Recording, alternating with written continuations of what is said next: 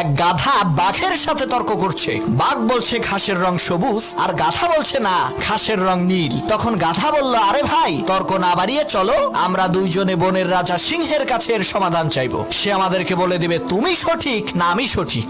বাঘ বলল, চলো যাই। তারা দুইজনে বনের রাজা সিংহের সামনে এসে দাঁড়ালো। বাঘ কিছু বলার আগেই গাধা চেঁচিয়ে চেঁচিয়ে বলে উঠলো, মহারাজ, আপনি একটু বলেন তো ঘাসের রং সবুজ না নীল? আমি বলছি ঘাসের রং নীল, আর বাঘ বলে ঘাসের রং সবুজ। আপনি একটু ফয়সালা করে দেন তো। সিংহ বলে, এই ফয়সালা পরে করব, আগে বাঘের ফয়সালা করি। সিংহ বাঘকে উদ্দেশ্য করে বলল, বেটা বেকুব, তুই এই বন থেকে বের হয়ে যা, আগামী 1 মাসের মধ্যে এই বনে প্রবেশ করবি না।